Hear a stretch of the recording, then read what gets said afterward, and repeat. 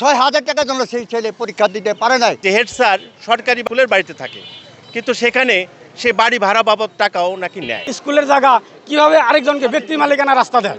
একটা বাচ্চা ছেলে এসএসসি ম্যাট্রিক পরীক্ষা দিবে, সে গরিব 6,000 টাকা তার দাবি করে। আমি শুনেছি 3,000 টাকা সরকারি ফি। সে 6,000 টাকার জন্য সেই ছেলে পরীক্ষা দিতে পারে নাই, দিতে দেয় নাই। কেন করে না? এরকম অনেক ছাত্রছাত্রীর কাছ থেকে টাকা নিচ্ছে, কোনো মানি রিসিট দেয় নাই। তারা এইভাবে দীর্ঘদিন থেকে তারা কয়েকজন মিলে এইভাবে টাকা আত্মসাৎ করতেছে, দুর্নীতি করে আসছে। এটার প্রতিকার চাই, সুষ্ঠু বিচার চাই। 50 বছর পূর্তি উপলক্ষে এই স্কুলের জমা টাকায় থেকে অনেক টাকা খরচ করেছেন, সেই টাকার সঠিক হিসাব নেই। এবং এই স্কুলের একটা পুরানো ঘর ছিল, সেটা 3.5 লাখ টাকা দাম উঠছিল, সেটা পরে 2 লাখ টাকায় এই হেড স্যার এবং কমিটির সভাপতি সাহেব তার নিজের লোকদেরকে দিয়ে দিচ্ছেন, কম দামে দিয়ে দিচ্ছেন।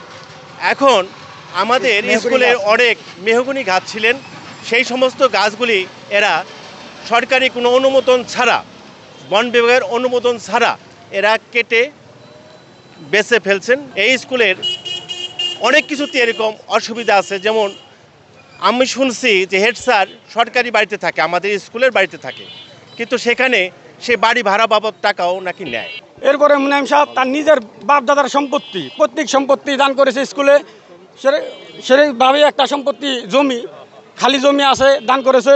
সেই জমির উপর দেয়া পার্সোনালি আরেকজনকে রাস্তা দিয়েছে, যে রাস্তার বিনিময়ে টাকা খাইছে কমিটির লোক।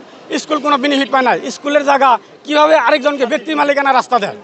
আমরা এর সঠিক তদন্ত, সঠিক বিচার চাই। এখানে যে অভিযোগগুলি আমরা অবগত আছি, আমরা অবহিত হয়েছি, ইতিপূর্বে আমরা জেনেছি। তো এখানে এই অভিযোগগুলির আসলে সত্যতা নেই। আমার দৃষ্টিতে আমাদের অফিসিয়াল যেটা আমাদের ক্যাশ মেনটেন করা হয় বা ইত্যাদি, অত্যন্ত সরকারি বিধিবিধান ফলো করে আমাদের অডিট টিম আছে, আমাদের অর্থ কমিটি আছে, সরকার একটা প্রজ্ঞাপনও এর ব্যাপারে দিয়েছে।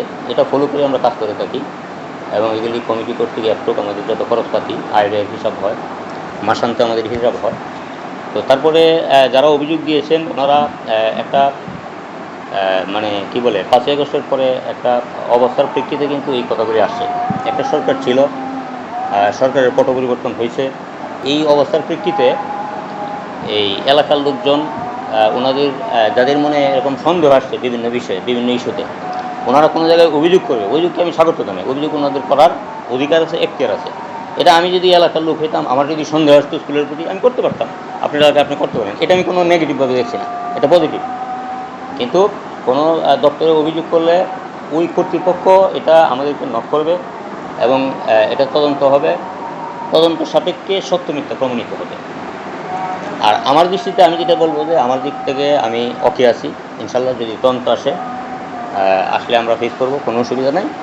আর যারা অভিযোগ করেছেন তাদের উদ্দেশ্যে বলবো যে আপনারা অভিযোগ তদন্ত হওয়া পর্যন্ত, এটা অ্যাকশনে যাওয়া পর্যন্ত আপনাদেরকে ধৈর্য ধরতে হবে। স্কুলের ভাবমূর্তি, স্কুল আপনাদের স্কুলের ভাবমূর্তি কোনো হোক। তো আমি চাইবো সেটা হচ্ছে যে ব্যক্তিগতভাবে আমার ভাবমূর্তি কোনো হোক অথবা প্রাতিষ্ঠানিক ভাবমূর্তি কোনো হোক, হইলে এটা আপনাদেরও ক্ষতি। তো সেটা না করে আপনারা সঠিক ওই জায়গায় আগাইছেন, আপনারা কর্তৃপক্ষের কাছে পেশ করছেন, আপনারা আবেদন পেশ করছেন, অভিযোগ আমার দিয়েছেন, সেই অভিযোগের তদন্ত হয়ে যা হয় সেই পর্যন্ত সবাই ধৈর্য দিন।